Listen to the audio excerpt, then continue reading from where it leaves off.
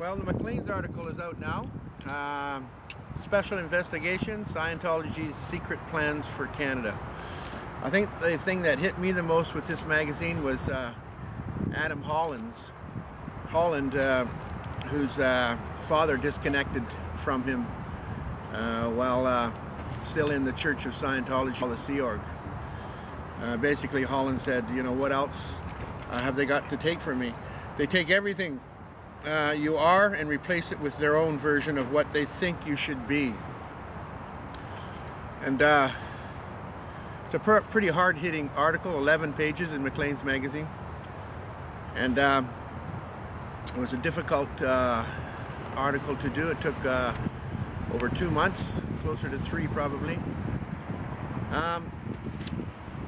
In August, just before the NBC Rock Center aired their story exposing Scientology's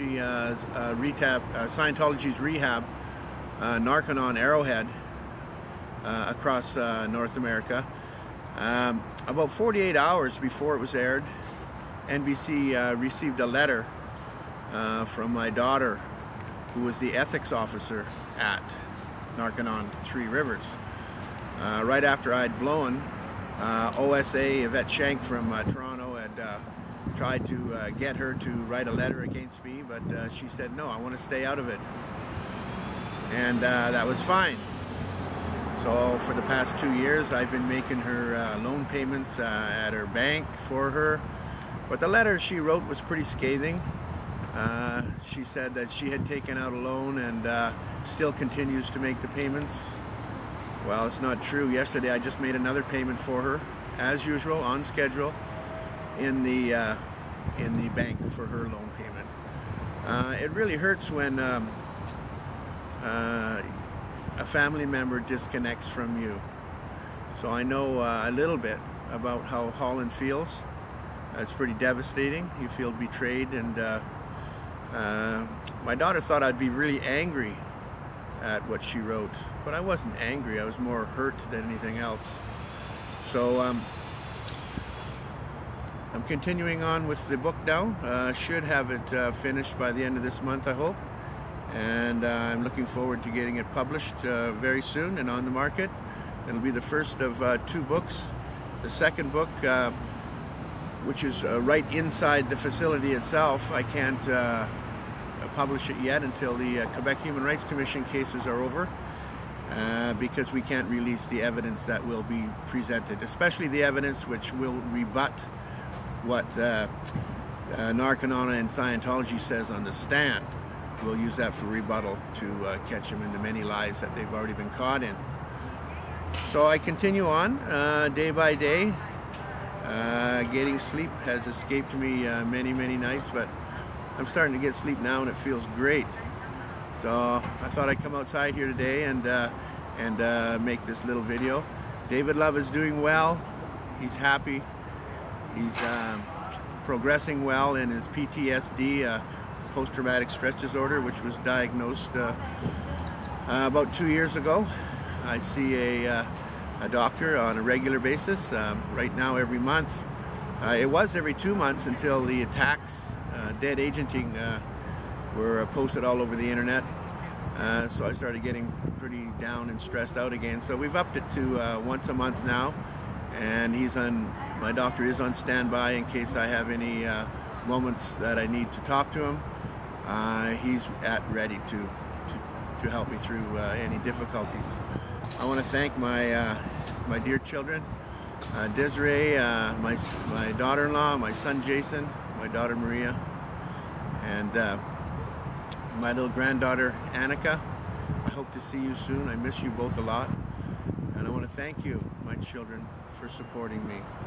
I hope someday that my other daughter, who was in the cult, will come around and see that she's just being used as a pawn for attack. Okay, so I want to thank you very much, and I want to thank you all my friends very much for your support and your love. There's one more point I'd like to add here. I was in Toronto at a protest in front of the Church of Scientology.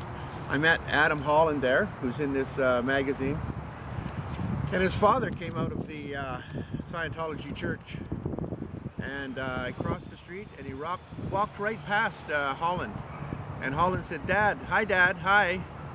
And his father didn't even look over and recognize what his son was saying to him.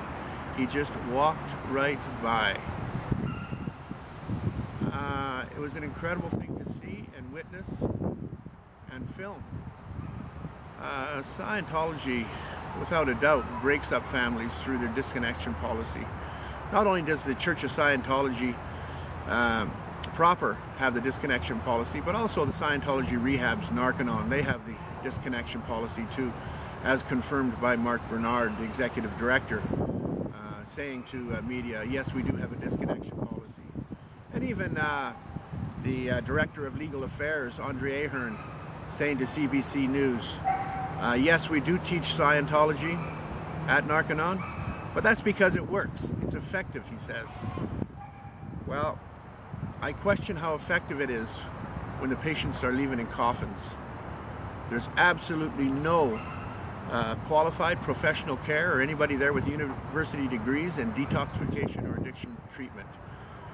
Many of the staff there are just recent graduates who, in most cases, need further therapy in an aftercare program, not to be recruited and groomed onto staff to start caring for patients when they haven't even been properly cared for themselves. Narconon is a deadly place, obviously, and I think their time is ticking down as far as being allowed to operate in many countries in the world. Many families are suffering and grieving because of loved ones lost in Narconon. And that's not to say the aftercare that they don't get, they end up back in society. 80% of the Narconon patients relapse in many cases. And the cost to society, to the medical, to further medical treatment that they need, to psychiatric help they need, for the mind warping that happens to them inside Scientology auditing sessions. It's an ongoing for a long, long time. And not only does it affect them, it affects family members. Many have post-traumatic stress disorder. It's quite common, and people are now beginning to speak out. And I commend them. It's a courageous thing to do, and I hope they keep doing it.